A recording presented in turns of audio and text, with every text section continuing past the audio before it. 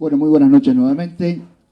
Queremos darle la bienvenida en nombre de la Junta Regional de Historia de la ciudad de Rufino y también, por supuesto, de esta querida casa cultural que es Leemos Más. Muchas gracias por estar presentes en esta noche. Y la presentación tiene que ver justamente con dos partes. Esta es la que vamos a hacer junto con Seferino acá, que es contarles un poco que hoy por hoy la Junta Regional de Historia de la ciudad de Rufino es ya una institución más de la ciudad de Rufino, que hace muy poco tiempo acaba de recibir oficialmente su personería jurídica y por lo tanto somos una asociación civil. Esta es la primera buena noticia. Fue un trabajo muy duro. Tuvimos la suerte de contar con una de las miembros de la Junta, que es Sofía Roizarena, la profe radicada en Rosario, integrante de la Junta, integrante de una de las becarias del CONICET. Para nosotros es un orgullo tenerla en la institución. Y además el trabajo que hizo para poder llevar adelante todas las gestiones de lo que significa conseguir la personería jurídica, la verdad que es muy valorable el trabajo que hizo, junto obviamente al resto de los miembros que íbamos aportando todo lo necesario para que esto así sucediera. Pero bueno, un agradecimiento especial, un reconocimiento a ella a la distancia, que hoy no puede estar aquí, porque fue muy grande el esfuerzo que hizo.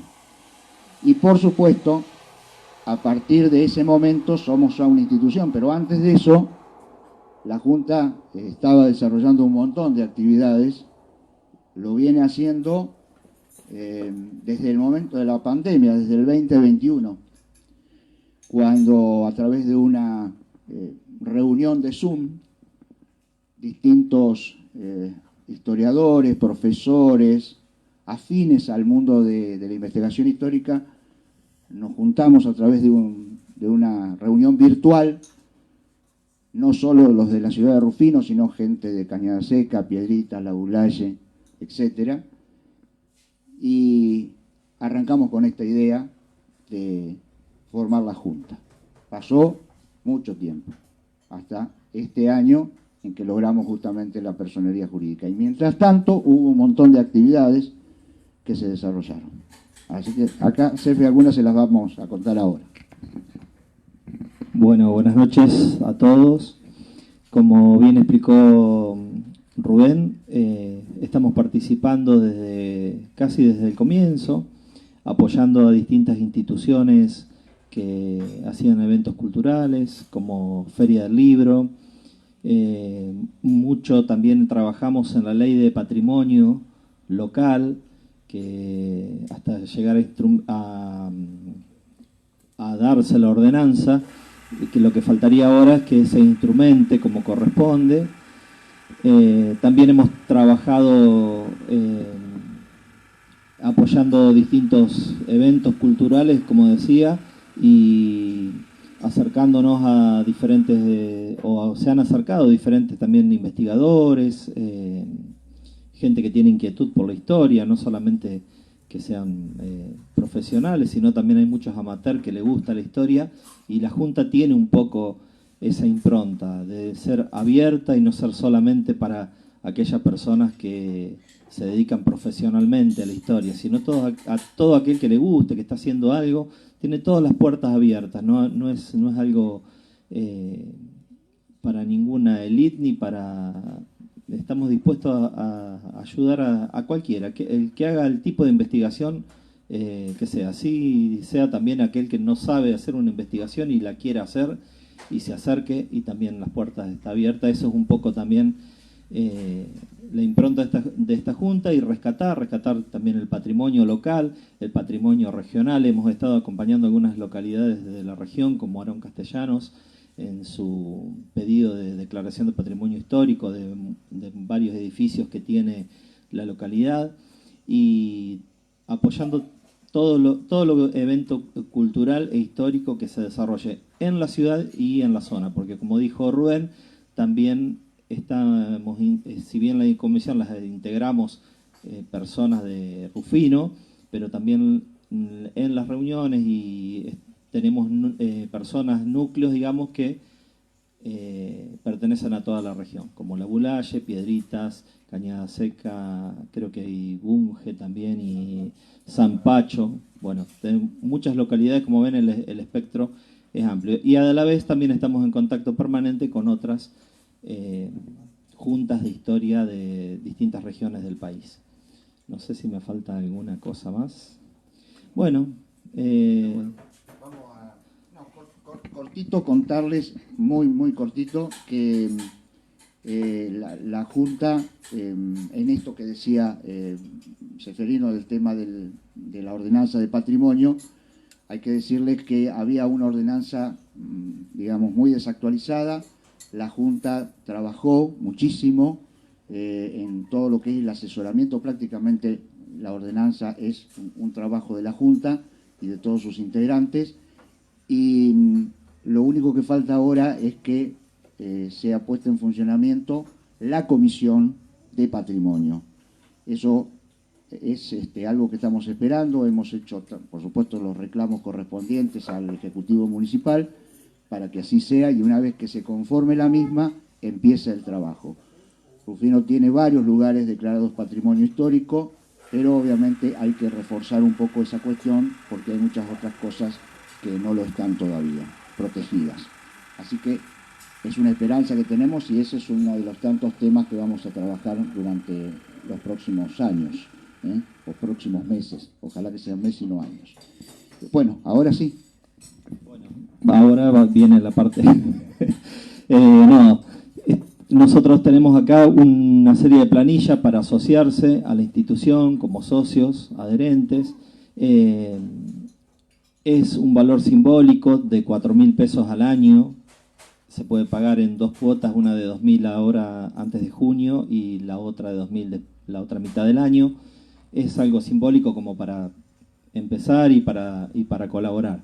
Por ahí los chicos a veces preguntan, bueno, ¿qué beneficios tiene? Bueno, beneficios es que estamos dispuestos a colaborar con quien sea que tenga una inquietud histórica. Entonces, la Junta tiene una serie de contactos de gente que investiga en otros lugares, de asociaciones, de otras juntas regionales, que por ahí aquel que está investigando le podemos facilitar ese camino de contactarlo con esa gente que quizás individualmente por ahí no llegue en el momento adecuado, digamos.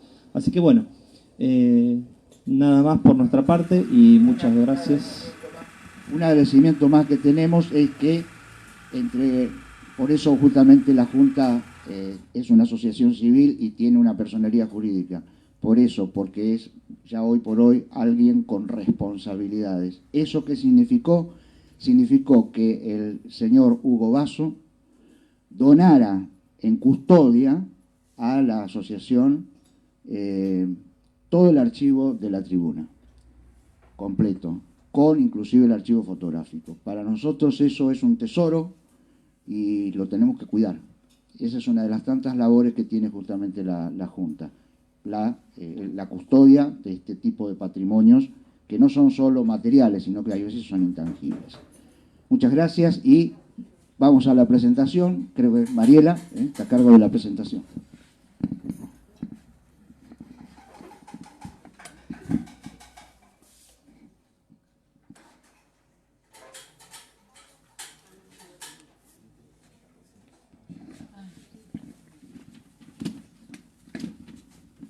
Buenas noches a todos. Presentamos a Sergio Smith, historiador de la ciudad de Punta Alta, provincia de Buenos Aires. Es Tala Tarej, jefe comunicador de la comunidad Tubichamini Barragán, del clan Kenguipén, de la nación Querandí, Meguay, Caguané. Investigador, historiador y compilador de la lengua ancestral Caguané-Het. Músico-compositor asociado al Instituto Nacional de Música. Escritor, autor del libro que hoy presentamos, Cultura y Lengua Querandí, según contaron los Meguay, con diccionario Cahuanejet español y español Cahuanejet.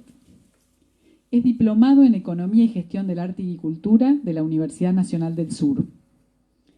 Participa del equipo de investigación de la Universidad Nacional de San Luis, dictando el curso de posgrado Interculturalidad Crítica como eje de formación en la educación superior. Visibilización de grupos étnicos pampeanos históricamente negados de esa universidad. Participa del equipo de trabajo de rescate cultural histórico-arqueológico Entornos de Melincué, junto al Museo Gallardo y la Universidad Nacional de Rosario. Participa en la campaña arqueológica Lió Majidaí en Sierras de Tandil, Unicen, CONICET. Es co-coordinador del Foro Mercosur Latinoamericano para la democratización del deporte, la actividad física, la educación física, los juegos indígenas y la recreación, dictando el curso de Arquería Ancestral Pampeana Rioplatense en la Universidad del Cauca de la ciudad de Popayán, Colombia. Y hoy nos visita con el auspicio de la Junta de Historia.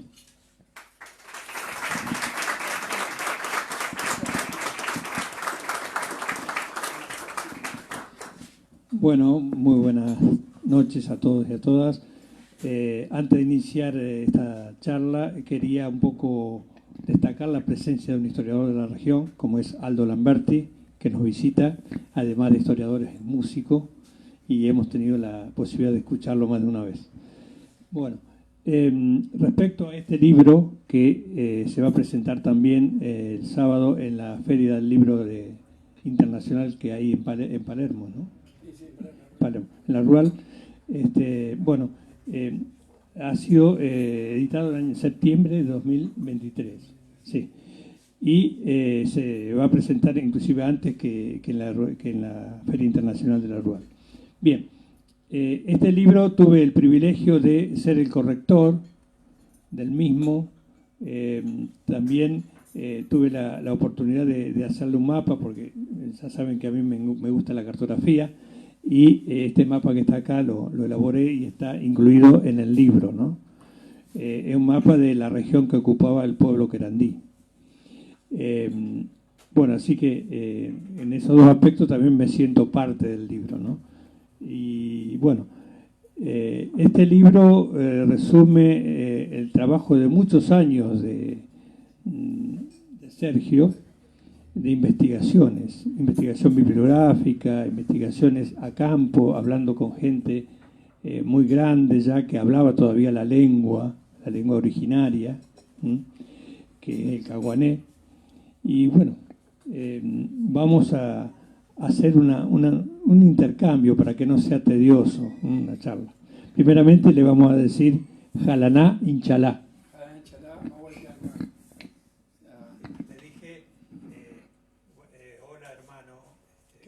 Jalaná como hola, Inchalá, hermano o hermana, hermanos, ¿no? Yo le respondí con Mahuaretiancaj, que es mi mano en tu corazón, que es un saludo fraternal nuestro. Pero bueno, como me presentaron, digamos, parece que tengo una choclera de títulos, pero todos esos títulos realmente son todos, prácticamente, son todos ad honorem. De ninguno de esos vivo, simplemente lo hago por la pasión y la necesidad de hacerlo, ¿no? De hacerlo porque la pandemia nos apuró, nos presionó y nos puso en urgencia para que esto salga como un grito desesperado, ni más ni menos. Son, como dice Norberto, son años o son décadas. Yo creo que desde nací, yo tengo 50 años cumplido hace muy poquito. Me crió mi madre, nací sin padre, mi madre María Rosa Smith. Y bueno, fallece cuando yo tenía 7 años. Entonces de ahí pasa mi crianza de mi abuela Teresa Rosa Molina, que es digamos, de donde despierta esa curiosidad, ¿no? Desde muy niño. Pero bueno, sí. No te quiero cortar, pero volviendo a tus ancestros, creo que tus ancestros estaban en la zona cercana a Río Cuarto, Alpacorral, por ahí, ¿no? Sí, tengo dos cuestiones. Una cuestión materna, por la parte de mi abuela Teresa Rosa Molina, que nombré recién. Ella nace en la parte de lo que es Alpacorral, cerca de Río Cuarto, por acá, por este área, ¿no? Mi madre nace en Río Cuarto, pero bueno, ella conoció a un hombre de apellido Smith, Oscar Smith, que Smith nace en el río Saucerande, en lo que era es un descendiente de escoceses de la colonia británica del río Saucerande, pero que ese escocés, que eran dos hermanos llamados Brian y Thomas, uno muere ahogado después de perder una carrera de caballo, que era el mayor, que Brian queda solo, y eran vecinos del indio Linares, o de los indios Linares, los antiguos gente de Salacata, del pueblo de Salacata, que conociera Charles Darwin en 1832, cuando desembarca en esta área, en el área de Punta Ancla se llama, y bueno, descubre un par de animales. Entonces, bueno, convive con esta gente que es pionera en la cuestión de la evolución. Bueno, este Brian Smith se casa con la hija de Linares, cuestiones de la vida, este señor se casa se junta, no se casan formalmente con mi abuela, y bueno, de ahí vengo yo, ¿no? Viene mi mamá y de ahí vengo yo. Y cosas, bueno, es ese despertar, esa curiosidad que tenía desde muy niño, ¿no? De ir a la zona. Yo nací con asma, entonces el médico le decía que me tienen que mandar a una área serrana. Bueno, había una colonia de vacaciones que era cerca de donde estaba mi familia, y ahí descubrí que había gente que hablaban y hacían cosas raras para mí. Y entonces un tío llamado Eustaquio Molina, que era el único varón de la familia, que había estado desaparecido mucho tiempo en el monte, era hermano de Donaciano, el otro había muerto apuñalado por una cuestión de reclamo de tierras en el área de Alpacorral, que le habían prometido a Baldomero Molina, que Baldomero Molina figuraba como el indio Baldomero, hijo de otro Baldomero Molina, Arrieros. Bueno, conclusión, fue descubriendo que había algo que era distinto al resto y que no éramos tehuelches. Me explico, que no éramos, y qué éramos, le decíamos a mi abuela. Bueno, eso me llevó a un montón de dudas, de intrigas, y pasa el tiempo. Yo tengo una banda de rock, ¿no? Me voy a tocar a Capital Federal, conozco a una chica que es mi compañera de vida hoy en día, madre de mis hijas, y cuando la conozco a su abuela, que vive acá nomás cerquita en Pergamino, que está viva con 97 años, Luisa Lapola, ella en una primer charla, yo le cuento de lo que estaba haciendo, investigando, ella me dice: yo soy descendiente de Pedro Barragán. Digo, ¿cómo de Pedro Barragán? Sí. A mí mi abuela me contaba cómo mi abuela una vez al año le cortaba el pelo al cacique, a su abuelo, que era cacique Pedro Barragán. Pedro Barragán, si usted busca una foto de cuando se va, cuando se elige el terreno, hay una foto en la ciudad de La Plata, cuando se elige el terreno para hacer la universidad, la Catedral de La Plata, que se hace sobre un cementerio indígena, hay una foto donde hay un montón de indiecitos, y uno de esos es ni más ni menos que Pedro Barragán, con Dardo Rocha y otras personas no famosas, menos este hombre, ¿no? Pero bueno, conclusión, Pedro Barragán, a mí me emociona, porque yo digo, pero ¿sabe de dónde vengo yo? Les cuento que mi abuela venía por una cuestión de herencia de un clan, no sabemos si somos descendientes de Bagual, por ejemplo. Ella sí, de Pedro Barragán, hicimos toda la genealogía, la pudimos armar, la pudimos completar. Tiene una particularidad que es mormón, entonces los mormones tienen un banco de datos fantástico a nivel de genealógico. Pero bueno, me llama la atención porque digo, mi abuela viene de Juan Bagual, porque digamos, la madre de mi abuela, llamada Aurora Gómez, los Gómez venían de la parte esa de Cañada de Gómez, Laguna de Gómez. Era una familia que había agarrado una porción de tierra importante que había dejado Jerónimo de Cabrera, fundador de Córdoba, y bueno, de su nieto, ¿no? Bueno, esa gente, a todos los indiocitos que estaban adentro, que figuraban como Pampas Cagoneros, les pasó el apellido de Gómez. Y después otro, por ejemplo, Molina, ahora vino un oidor de Mactas, de España, Molina Navarrete, y había un montón de pueblos que estaban encerrados, ¿no? Ya fusilados sus caciques en Córdoba, en una matanza que hubo en un patio. A todos esos los bautizaron como Molina. A partir de ustedes ahora son todos Molina. Y ahí había gente de Gregorian, de Liqui, de Calelian, eran varias familias. No sabemos de cuál venimos, pero venimos de ese grupo de gente. Una cuestión de que la mamá de mi abuela, que sí venía de Gómez, los Gómez, que descendiente de Bagual, digamos, era ni más ni menos que el suegro del famoso Quinguepeno, o sea, Pedro Tuchaminí, o sea, Pedro Barragán. O sea, fuimos familia con mi esposa hace 400 años. O sea, no sé si me siguen. O sea, Pedro Barragán se casa, o sea, el Tubichamínigo, conocido como Tubichamínigo, se casa con la hija de Juan Bagual. En el año 1615. Está documentado, es increíble. De hecho, la ciudad de Pergamino toma el nombre. Un poco hay una duda por Juan Bagual y un tesoro que se pierde, clásico, ¿no? Cuando alguien se está haciendo rico, puede ser que se vestía con camisa blanca, sombrero de cuero y botas, y entonces este tipo se está enriqueciendo, le chantan una causa y dicen que se roba digamos, como que él cobraba el peaje, ¿no? Digamos, con permiso del rey, ojo, el rey le decía que él estaba en la posta de Pergamino y él tenía que cubrir el peaje, cobraba un peaje los que venían del camino real a Chile. Resulta que una carga se la adjudican que se la robó, desaparece, bueno, él se entrega con un cruz en mano, una bandera de España y abajo su poncho enarbolado, que sería este símbolo. Los ponchos, no teníamos bandera, pero bueno, él se presenta con este poncho que es lo que clavaban en la lanza en la puerta del Pidio del Toldo. Bueno, de ahí nace este libro. Perdón, Norberto. No, está bien, muy detallado el análisis. Mirando la bandera, lo que me llama la atención es lo triangular. ¿Por qué es lo triangular? Lo triangular, realmente esto simboliza 3 estados y uno inicia en el centro, o es un triángulo espiralado realmente. Así debería ser. Eso se ve mucho en cerámica, se pintaban los cueros, en pinturas rupestres. Tiene que ver con la cosmogonía y con la vida de la persona. Por ejemplo, la cosmogonía era que uno salía esto se tiene que ver así, ¿no? De la tierra, de Soy, uno que se cargaba un espíritu, ¿no? Que le daba a la tierra, que era el Chu, entonces Soy Chu, Het, que era el hombre que se formaba, y después se consumía en el centro con el alma, que es Ankat. O sea, eso como un ciclo de vida, ¿no? Digamos que la persona salía de la tierra, cumplía un ciclo y volvía a la tierra. Por eso la cerámica se rompía, porque no se puede trasladar, porque en el barro hay gente, hay ancestros. Entonces la cerámica no es que se rompía por cuestiones de traslado, sino que había que dejar en el lugar. Uno no podía trasladar tierra o quería trasladar muertos. Y también tiene que ver con los elementos de Soy, ¿no? Que es la tierra, Jue, que es el agua, la At, que es el viento, y el It, que es el fuego. Es lo mismo. Vamos, a todos los elementos que nos combustiona el fuego. Y nosotros tenemos un fuego interno que puede llamar espíritu, alma, como quieran llamarlo, pero tenemos algo que combustiona, que nos da vida y nos mueve, ¿no? Y cumplimos un ciclo y volvemos a la tierra.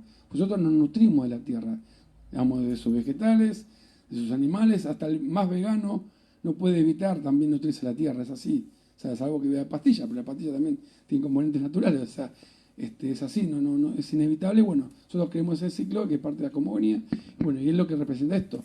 Y esto también en pintura rupestre es muy común, ver ese zigzag, ¿no? Que son ciclos. Lo negro simboliza lo que se llama el hum, simboliza lo que es el humo, la tierra, los muertos, y el toya, que es el rojo, digamos que acá toman ese color ocre, ¿no? de la cerámica cocida o de la pintura o de la sangre seca, fuera lo que es la parte vida, la parte viva. Y esos son ciclos. Pueden ser días, pueden ser cacerías, pueden ser familias, parejas, pueden ser hijos, pueden ser un montón de cosas, son ciclos.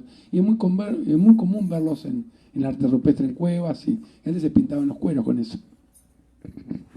Bueno, muy interesante, muy claro. Bueno, quería comentar lo siguiente. El ser humano vive acá en Las Pampas hace más de 10.000 años, los registros arqueológicos así lo demuestran, y desde la llegada de los españoles, allá por el siglo XVI, se empezaron a producir distintos enfrentamientos con los indígenas que vivían en toda esta zona.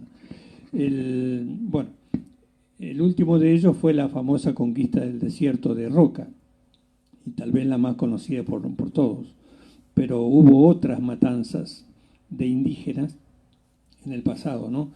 En la época de Rosas también, y si nos vamos mucho más atrás, tenemos cuando le invadieron los españoles, porque esa sería la palabra exacta, ¿no? La invasión europea a América, cuando invadieron los españoles en el Río de la Plata y se encontraron los querandíes.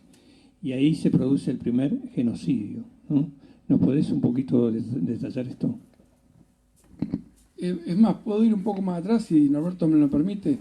Hay una cuestión lusitana, ¿no? Portuguesa, que en el año 1514, dos viajeros, João de Lisboa y Esteban de Freud, con sus flotillas cada uno, toman contacto con la gente de... Perdón, esos serían los reales descubrieron la Claro, serían los verdaderos, digamos, los que cubren el Río de la Plata, que son regalados, ofrendados con un hacha de plata, que eso llega a Europa, y España, desesperado de ese viaje, envía la misión de Solís.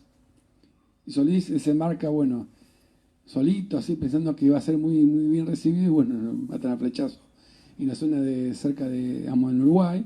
Y bueno, es comida, hay una historia.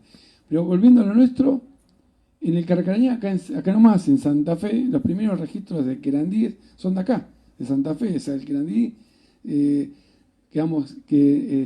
Sebastián Gaboto, en 1528, ya lo menciona como querantiac. Eso lo pueden ver en sus cartas, sus documentos. Y el soldado Ariel Ramírez como carandíes o carandíes. Hay muchas formas distintas de escribirla. También hay que ver la paleoescritura, ¿no?, del español. Bueno, y ahí ya hay una trifulca también, Norberto.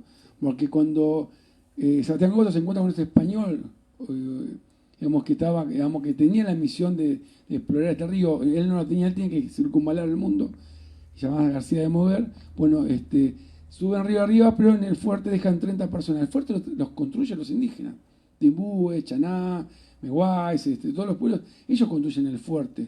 Y hay un trato amistoso, de hecho, muy nombrado está. Hay un libro muy bueno de la historia de Santa Fe, que lo hace ATE, la Asociación del Estado, que es muy interesante y lo menciona. Pero esos 30 soldados que se quedan se abusan de ese buen trato, y bueno, lo típico, ¿no? Violan mujeres, bueno, eso provoca trifulca y venganza, destruyen el famoso fuerte. De ahí también sale el capitán Francisco César, el creador del Dorado, el mito de la Trapalanda y un montón de cosas más. Ahora volvemos a lo que decía Norberto. En 1536 desembarca Pedro de Mendoza, ¿no?, que funda la primera Buenos Aires, con 1500 europeos, que había muchos alemanes. No nos olvidemos que los reyes de España y de Alemania eran lo mismo. Entre esos hay un cronista llamado Rico Schmid. Y bueno, y hay un combate, ¿no?, producto durante 14 días. Los querandíes alimentan con su miseria de pescados y caza a 1500 personas. Imagínense que le vienen a su casa 1500 personas y dicen, bueno, alimenten ahí, denos de comer. Claro, fueron buenos, durante 14 días le dieron de comer. Hasta algún momento dijeron, bueno, se terminó, no hay más pescado, no hay más ciervos. Si quieren pescado, tienen que ir con nosotros a cazar. O sea, y los españoles dijeron, no, ni loco, nosotros somos hidalgos, ustedes tienen que cazar. Bueno, ahí se arma la trifulca, lo van a atacar. Ahí, bueno, se provoca el primer combate. Ellos vienen con caballos, armaduras y armas. Entonces, el caballo no lo conocían. La primera que lo veían eran como un tanque de guerra. Y bueno, son asesinados 1000 querandíes entre el 15 y 16 de julio de 1536, cerca de la Laguna de Rocha, por esta zona, lo que sería el río La Matanza. Ahí se provoca la primera matanza, pero no es la que le da el nombre al río. Curiosamente, el fundador, digamos, bueno, los españoles 5 años después fundan Asunción, se van, algunos españoles se quedan siempre, o se juntan con mujeres indígenas, se quedan siempre. 1580, bueno, 1573, vamos, el señor Juan de Garay funda la ciudad de Santa Fe, lo que es en Callastá, no más al norte, 80 kilómetros, se irá por acá. Bueno, y va arreando gente, va amontonando pueblos a su paso, hasta que, claro, viene con guaraníes, que eran mancebos, españoles mancebos. De esos 66 españoles, solamente 15 eran peninsulares, el resto eran todos hijos con mujeres guaraníes. Y bueno, pero viene con un regimiento de 1000 guaraníes soldados, y van arrasando y arrastrando pueblo tras pueblo. En eso, cuando fundan Santa Fe, que hay un cruce con Jerónimo Luis de Cabrera, que es fundamental en la historia, el fundador de Córdoba, que es el que le corta el chorro, hablando mal y pronto, a los fundadores de la parte chilena que venía de Santiago, que había fundado Mendoza, San Juan y San Luis. Cuando se enteran que pasaba esto acá, la parte chilena dijo, no va a llegar mal plata o vamos a estar complicados. Voy a hablar de forma coloquial para que se entienda. Bueno, a Jerónimo de Cabrera le cuesta la cabeza, le salva la vida a Juan de Garay, le salva la vida, porque digamos, Juan de Garay estaba rodeado, él viene con un refuerzo inesperado, pero no tenía permiso del rey. Dice, ¿vos tenías permiso del rey? No. Le hacen una tramoya, conclusión, decapitan a Jerónimo de Cabrera, pero no obstante él casa a su hija con el hijo. Entonces dice, no, mira, yo te acomodo tu familia. Entonces una de las ramas de hidalgas, que venía una del Perú, y la otra de Asunción, y bueno, y ahí en 1580 bajan a Buenos Aires arreando a la gente como ganado. 1581 Juan de Garay con Hernandaria, su futuro yerno que tenía solamente 20 años, recorre el camino Tubichamíes, descubre lo que es el Cabo Corrientes, bordeando la costa, lo que sería Mar del Plata, y llega hasta el Quequén. Y él venía con 30 españoles y 800 indígenas, no avanza más porque no había leña, no tenía suministro. Regresa, cuando regresa vuelve a Santa Fe, y en Santa Fe hace el reparto de indios. Pero la gente cuando lee dice los repartos de los indios de Buenos Aires, como si todos vivieran, no sé, en Palermo, en Montserrat, en Caballito. No, eran gente que estaba dispersa. Por ejemplo, Marich, Cacique Marich era de esta zona, que después en el tiempo aparece otro Marich, otro Mariqué también, o Maric, que armado, y hay un hermano llamado Amatamangueyú, Chuyantuyá, es una familia que estaba acá, y él arrastraba a la gente que iba a su paso, la llevaba, la arreaba, como si fuera ganado. Bueno, y se reparten a guaraní, Chaná, Meguay, Timbúes, Querandíes, y bueno, ese reparto se hace en Santa Fe, pero bueno, es el primer documento que hoy contamos como histórico, oficial en Argentina, que es el reparto de tierras y de gente, de indios del Buenos Aires. ¿Qué pasó en la matanza? Bueno, ¿qué pasó en la matanza? Bien, pues me había olvidado de la matanza. Cuando llega, acompañado de ni más ni menos que en Guipén, de Juan Bagual, porque él venía, digamos, con indios que había tenido un trato amistoso, ya había un registro de delincuencia, casi como que estaba en el éter, no había un límite preciso, pero ya esta área ya se mencionaba en distancia, ¿no? En las lagunas. Cuando llega a Buenos Aires hay una trifulca con un cacique llamado Telomien Condic, y digamos que bueno, que primero es derrotado, digamos, lo quieren deportarse en un barco, se tira por la zona de Montevideo o más al norte, no se sabe bien, vuelve caminando, vuelve a Buenos Aires y se vuelve a alzar con la gente, arrea gente, y bueno, eso provoca una matanza que no está fechada, de 4.000 indígenas. Están documentadas la cantidad de gente, porque dice que mataban gente más. Y un soldado, digamos, está en la carta, en el documento le dicen a Juan de Garay, ¿por qué no para? Porque se va a quedar sin gente. Dice, no, esta gente que hay un escarmiento que sea definitivo, porque si no, se van a volver a alzarlo una y otra vez. Bueno, mataron mujeres, niños, ancianos. Una que, digamos, que derrotaron a los cazadores. Lo que eran los cazadores, que eran los soldados, eran los cazadores. No eran una fuerza armada de Querandíes, no existía. Eran aldeas que inclusive se llevaban mal, pero que se juntaron por una cuestión de necesidad de defender la tierra. Y bueno, y son matados más de 4.000. Y en el mismo sitio donde antes habían matado más de 1.000. O sea, en el río, ahí toma el río el nombre de la Matanza. Digamos que dice que el agua, era tanta la sangre derramada que tiñe el agua de rojo. Así lo relata. Y bueno, y ahí también muere un soldado de Luján que coincide con un río que se llama Lojaé, pero no es por el soldado sino es una cuestión casual. Pero bueno, como el riachuelo no era riachuelo, era río-chuelo, y está mencionado en muchos libros, inclusive en inglés, river-chuelo, o sea, está como en varios, digamos, río y separado chuelo. Chuelo es como chucul, como chuchú, como chuelechuel, que es un nombre indígena que hace mención a la isla, que había islas, por ejemplo, la isla Maciel, por ejemplo, es una de las tantas que había, que hoy están todas sepultadas por el asfalto, ¿no? El hormigón. Pero bueno, ahí esas son las primeras matanzas. Después podemos ir a un montón de matanzas que la gente ha olvidado, ha negado, como el maestre de campo Juan de San Martín, que no tiene nada que ver con el prócer. Mucha gente me ha atacado, por eso digo, no, es otro Juan de San Martín. Uno es San Martín Gómez y el otro es Gutiérrez, si me equivoco. No tiene nada que ver, pero bueno, coincide temporal, contemporáneo. Un gran genocida que nunca desenvainó el sable en lucha. Dice que cada que lo desenvainaba, si no llenaba sangre, no lo volvía a guardar. O sea, mató gente pacífica por matarla, por el placer de matar, seguido por Manuel de Pinazo, que bueno, que hay una ingresión tehuelche que se provoca más o menos al principio del siglo XVIII. Manuel de Pinazo lo erradica junto a un cacique que después sería Ranquel, que es Chuyantuyá. Y bueno, se echan a esa entrada tehuelche, la echan. O sea, esto nunca hubo tehuelche realmente como pueblo propio. Bueno, fantástico. Hablando de tehuelches y de querandíes y pampa, ¿era lo mismo o no? Después me contestás. Y segundo, muchos historiadores desconocen la existencia de esta etnia, del grupo querandí en las Pampas, y inclusive gente de estudio, también inclusive lingüistas, piensan que toda esta área es una zona de territorio tehuelche septentrional. Sin embargo, hoy sabemos que toda esta área, hasta el río Colorado y parte del Negro, llegaban los querandíes o pampas, por lo que tenían la misma lengua, ¿no es cierto? ¿Cómo fue que investigaste? Porque según los lingüistas había muy poco conocimiento de esa lengua, casi nada, había 30 o 40 palabras, y bueno, vos investigaste junto con otras personas y lograste en este libro hacer un corpus de 1000 palabras más o menos, fácil. ¿Tuviste contacto con otros grupos étnicos? Comentanos todo eso.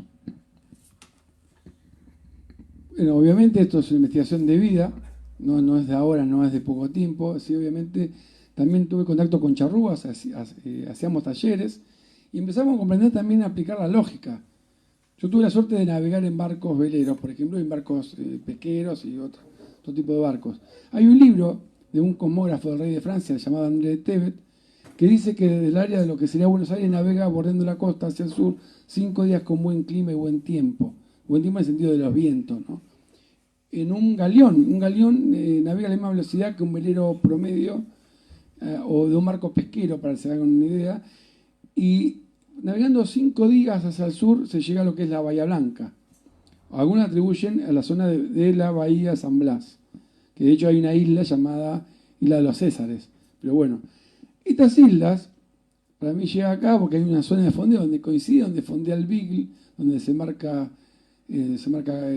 Charles Darwin.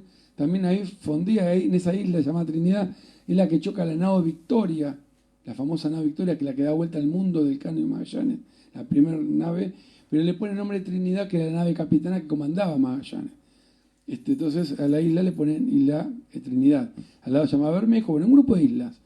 Y los indígenas, nace un mito que lo rescata Robert Lemaniche, la isla de los hombres blancos. Evidentemente ellos no tenían concepto de mundo o de concepto de continentes o de que había otra cosa más que los blancos venían de esas islas para ellos. Entonces, bueno, entonces hay vestigios de 1520 y este cosmógrafo en el 1553, bordeando la costa, rescata obviamente 2 frases que son las más típicas del mundo querandí, que es Azaganupo Soba, o sea, cuando no haya luna te vas a acordar, o sea, como un grito de amenaza, ¿no? Lo vas a pagar, como algo así.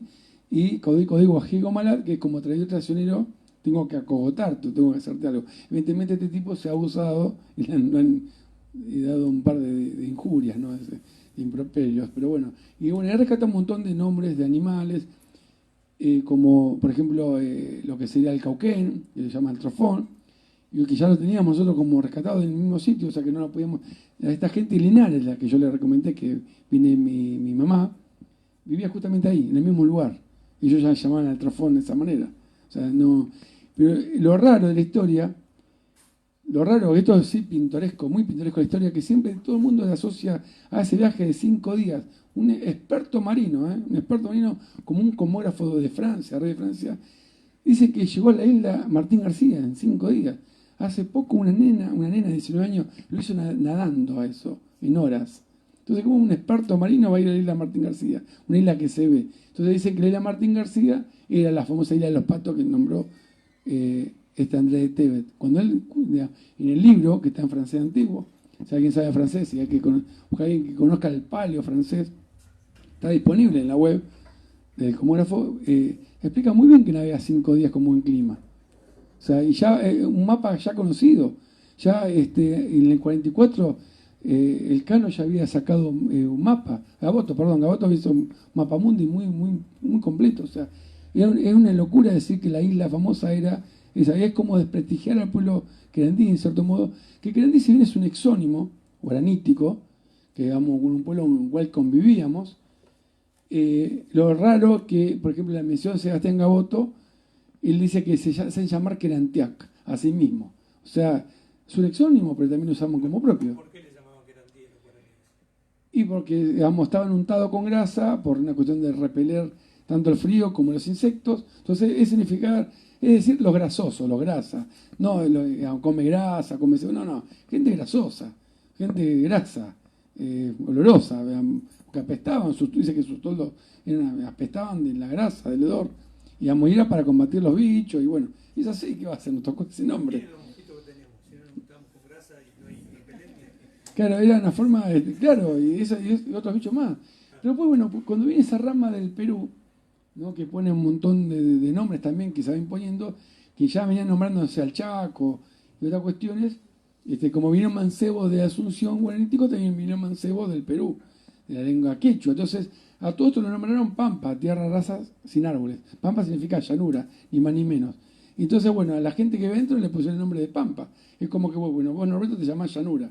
Vos venís del pueblo Llanura, el señor es del pueblo Montaña, y entonces era ridículo llamarse Llanura, o sea, el pueblo Llanura. O sea, y es muy amplio, o sea, no sabes cuándo y dónde termina realmente.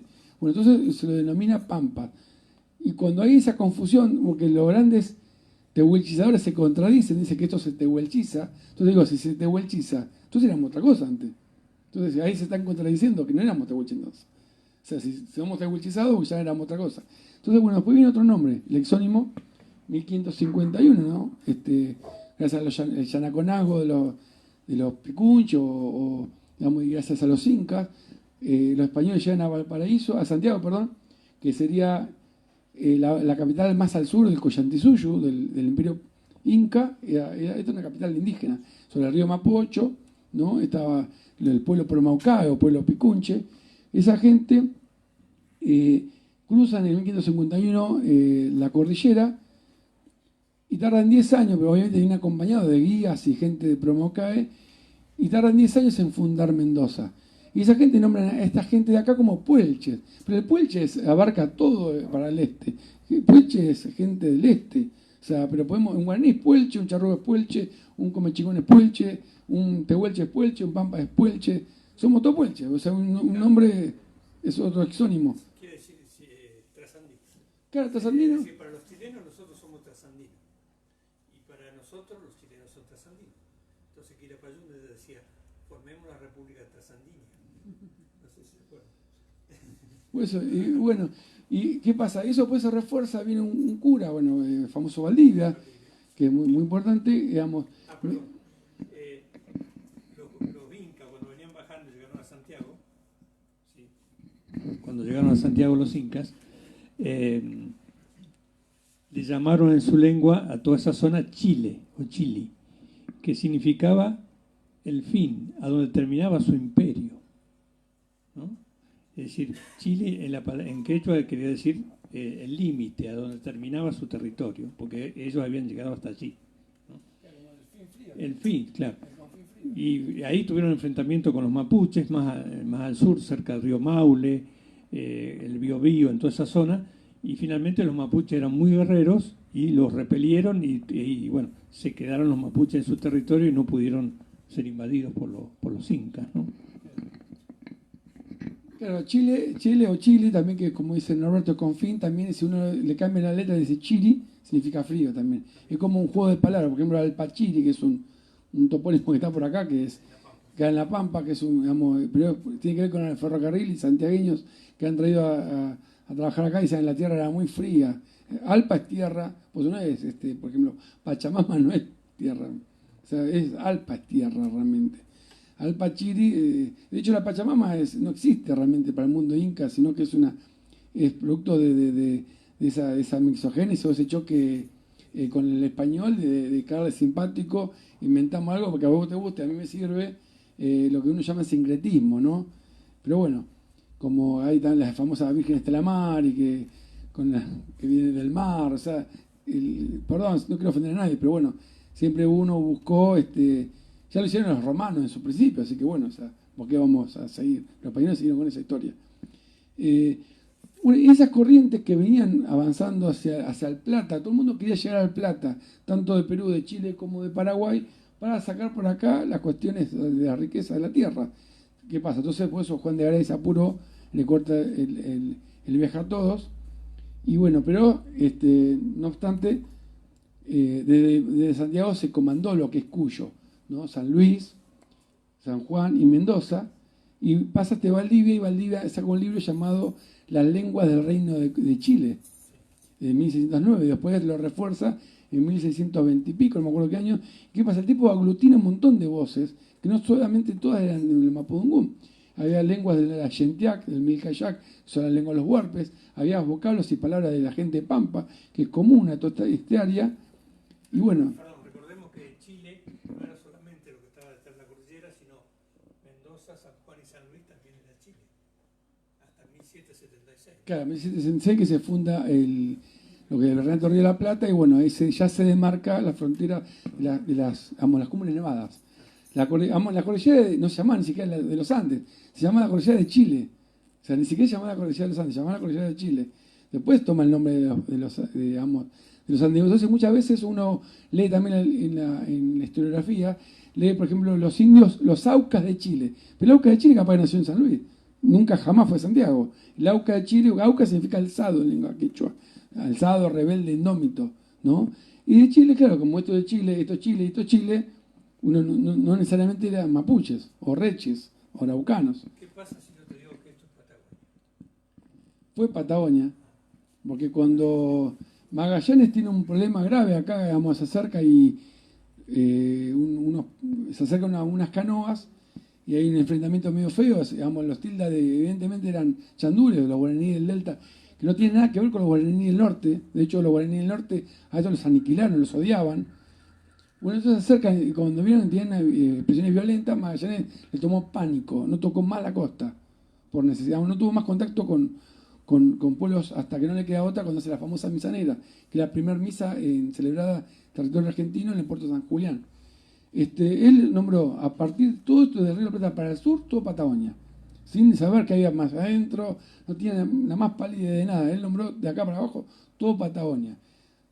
Hay una famosa misa, hay un motín, uno de los 5 barcos, y bueno, como hay pena de muerte, tiene que practicar la misa. Esa es la primera misa que es cristiano, la primera misa celebrada en territorio argentino, que es una misa negra llamada, porque fue una misa por condena, fue por gente que pasó a otros tratos, entonces a otro nivel espiritual. Entonces, bueno, es una misa no una misa linda, sino una misa de muerte, ¿no? Es una misa había que celebrar la misa, porque había que enterrarlos también los tipos de eso. De hecho, queda gente deportada, queda gente en tierra, que no se sabe nunca más qué corno pasa. Y bueno, hay un barco que regresa a España y el otro, bueno, ya sabemos la historia, solamente el que sobrevive es la nave Victoria, que es la que encalla acá. Que bueno, llegan creo 20 y pico de marinos. Perdón, una pregunta. Buenas noches. Buenas noches. ¿Cómo se dispersan, digamos, los querandíes que estaban oriundos en la costa, llamémosle así, de Buenos Aires? ¿Cómo se dispersan al resto del territorio y cómo van formando sus propios pueblos? No sé si está bien expresada la... Sí, hay una leyenda justamente del Génesis, suena medio bíblico, pero bueno. Está en el libro eso justamente. Y tiene mucho que ver, por ejemplo, hoy hablamos recién de arqueología, hay muchos puntos arqueológicos que están en estudio, pero todavía no están resueltas las dataciones. La única datación formal que tenemos hoy en día, la más antigua, que gracias a que apareció unas patas grabadas en la zona de Miami, Florida, los Estados Unidos nos habilitó a desterrar a Clovis, ¿no? Que no podíamos decir nada, algo más antiguo a 10.000 años, porque el norte nos imponía que no puede ser, imposible. Pero ahora aparecieron unas huellas cerca de la península de Florida, digamos, de 23.000 años de antigüedad, entonces eso nos habilita, bueno, entonces ahora nos destrabaron los archivos, ¿no? Y ahí en lo que es el lugar llamado Arroyo Seco 2, en el partido de Tres Arroyos, ahí hay una datación de 14.500 años de antigüedad. Hay un montón de cuerpos, 90 y pico de cuerpos. Hay un niño llamado cuerpo AS9 que tiene 150 colmillos de Succionabus. Succionabus era un zorro gigante como un lobo extinto que se extinguió justamente con la llegada de los europeos, y colmillos de jaguares, estaba plagado de jaguares. Y la dispersión que hizo el hombre tiene que ver con la cosmovisión y la cosmogonía. Cada pueblo tiene... ¿Qué es la cosmovisión? Es lo que vemos, ¿no? Las plantas que tenemos, los animales que consumen esa planta que nosotros vemos, el clima, ¿no? Los ciclos anuales, las lluvias, todo eso hace una cosmovisión, el yuyo, el pasto, todo eso hace una cosmovisión. Y por esa cosmovisión, por lo que vimos, nace una cosmogonía. La cosmogonía es la espiritualidad de ese cosmos, de ese todo. Entonces no es lo mismo una cosmovisión patagónica, el que ha tenido la suerte de viajar y ha explorado, no es lo mismo una cosmovisión transandina, una cosmovisión litoraleña o casi, vamos a llamarlo, no sé, tropical, que una cosmovisión pampeana. Entonces nosotros nos creemos en la madre tierra, no creemos porque no la sembramos. Entonces dice, no, la Pachamama, todos hacen un culto como que queda bien, eso es indigenismo. Nosotros no practicamos el indigenismo, vamos a la seca, si sale bien, viene que le gusta, viene que no. Nosotros no creemos en la madre tierra porque no la cultivamos, no es que la despreciamos, no tiene nada que ver. Nosotros somos parte de Soichú, y esto es Soichú. Soichú es todo lo que vemos, la cosmovisión, lo que nos provee la tierra.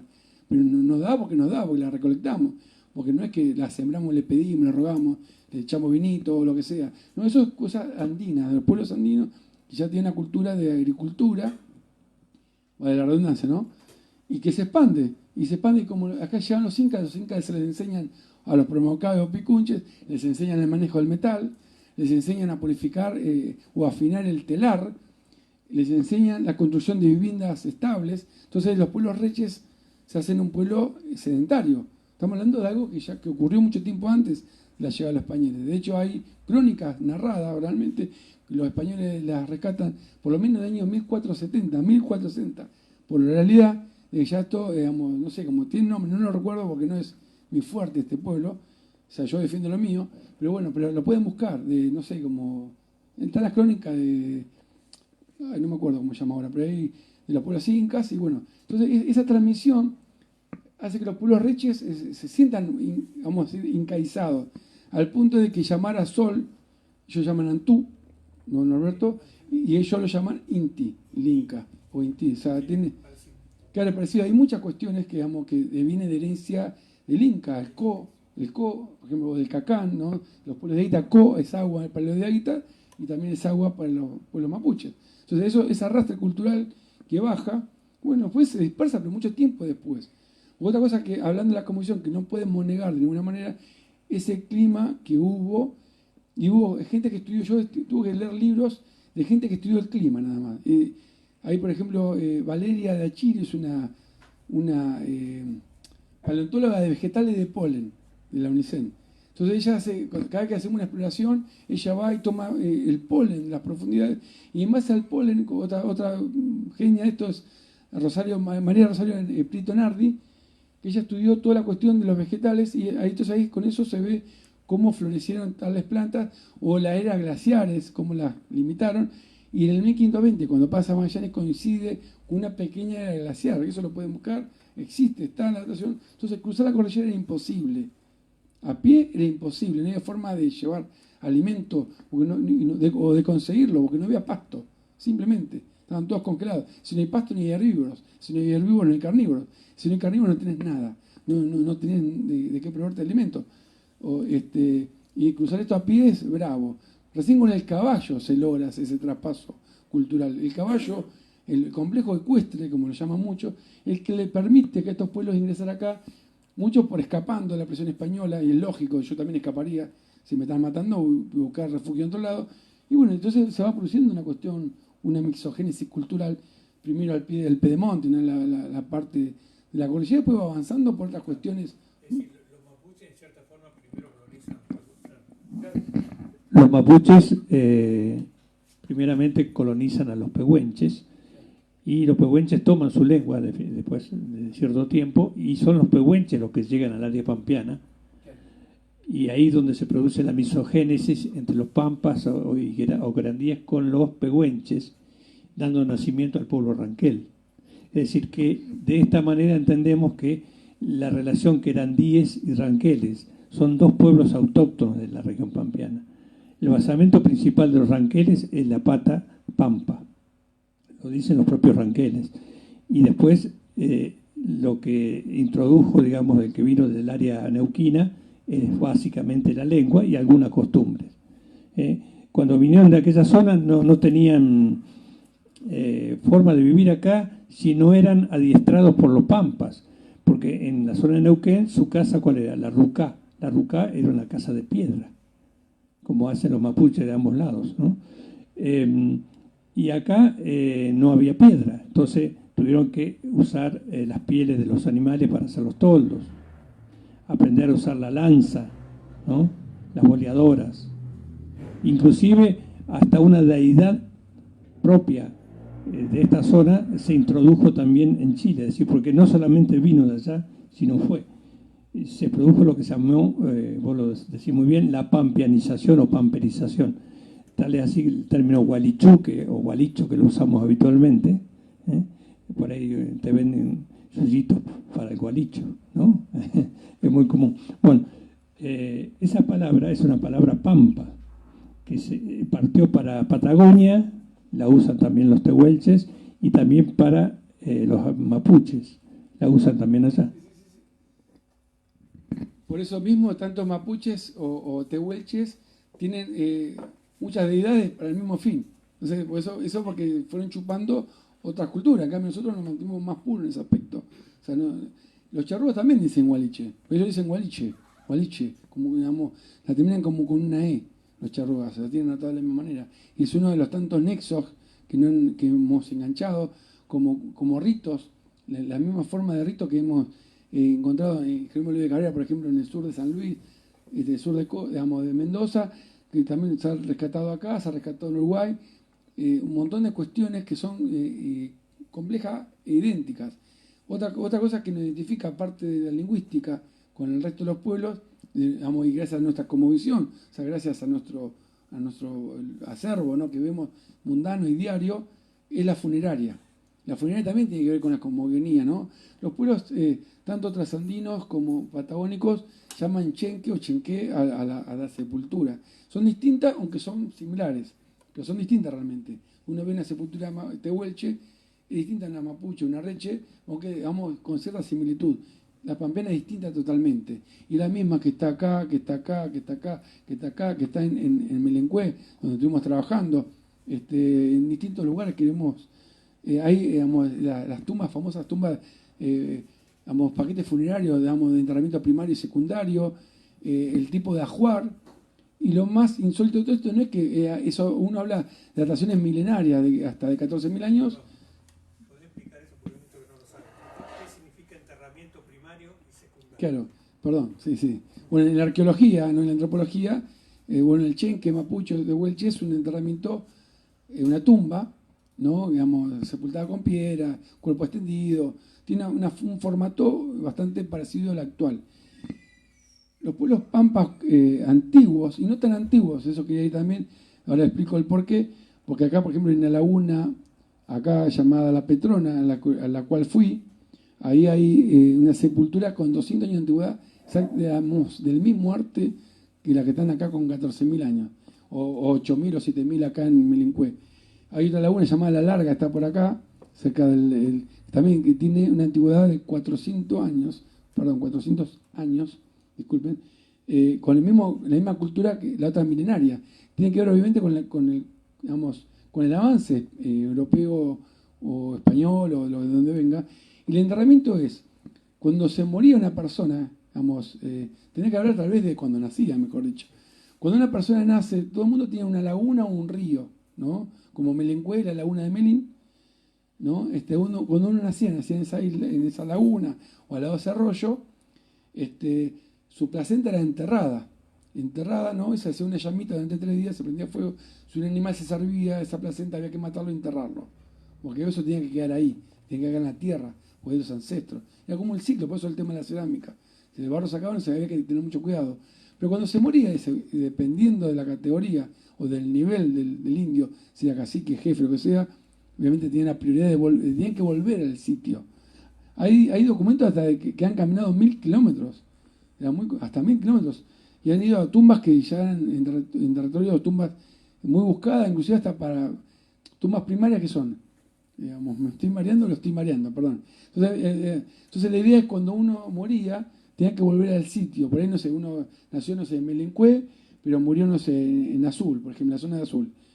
Era enterrado temporalmente ahí, ¿no? O sea, se buscaba una cueva, se pedía prestado o permiso a la aldea local, si yo puedo enterrar a mi pariente en su sitio, se cedía ese permiso, se lo enterraba, pero al año se lo iba a buscar a ese cuerpo, y había 3 señoras, 3 ancianas, que ese cuerpo lo descarnaban, los huesos se pintaban, se armaban paquetes funerarios y se volvía donde había nacido. Esos cueritos, se llama, por ahí viene la palabra pijue o pigüe, esos cueritos también se quemaban, volvían a la tierra y ese paquete funerario se enterraba, ¿no? Con alguna jugada, alguna cuestión. Eso no lo hace ningún otro pueblo. No lo hace ningún otro pueblo, lo hace el pueblo charrúa también, obviamente, porque tenemos un génesis común. Y lo insólito es que eso se siguió practicando hasta hace 200, 250 años, por ejemplo, en la Petrona. ¿Y por qué hasta acá? Porque acá se funda Carmen de Patagones en 1779, justamente cuando Roca concluye la conquista del desierto, va a festejar el centenario de Carmen de Patagones, con un arco que le hicieron para su llegada triunfal. Él fue a pasear Roca realmente. Esto es un bosque de caldena y espinal que da toda una vuelta así, que eso obviamente estaba lleno de jaguares, de jabalíes, de pecaríes llamados, ¿no? Realmente, de aguaraguazú y otros animales que desaparecieron. Entonces, ¿qué pasa? Los bosques, para alimentar a las calderas de barcos que llevan acá y a las calderas de las casas y a la calefacción, al huitrá, el árbol que había esta zona que era grande, que es el caldén, toma el nombre caldén de calderas. El nombre caldén nace de alimentar calderas, es tristísimo. Entonces, es como que van talando estos bosques y queda muy poco, que después se funda en 1828 la Fortaleza Petrolera Argentina, ¿no? Lo que sería Bahía Blanca, y talan de arriba para abajo. O sea, conclusión, se va reduciendo este bosque y bueno, y ahí sobreviven las últimas personas que mantuvieron la lengua. Lo describe George Claras como la lengua arcaica. Mantienen los ritos hasta el último momento, y hay un gaucho llamado Teófilo Gomila que se escapa de Calfucurá, de los salineros, y para no ir a Azul, donde tenía su estancia, sabía que lo iban a encontrar rápido, entonces decide bajar hasta el Colorado, bordea el Colorado y bordea esta Quene y se topa con esta gente, y bueno, y llega hasta el Quene y sube y vuelve a Azul. Entonces hizo un periplo enorme para llegar, y bueno, y él describe que mata jaguares para vivir. Jaguares, y de esos jaguares las pieles las va guardando y después recupera su poder económico, que el tipo quedó sin guita y, digamos, eran tan valiosas, tan queridas esas pieles, que bueno, pero él la describe muy bien, se llama El diario de Teófilo Gomila, es hermoso ese libro. De hecho lo edita Ingrid John, que es una arqueóloga, una paleontóloga muy conocida, que, bueno, hay cosas personales que mejor no. Bueno, y en el mismo lugar es donde también Darwin describe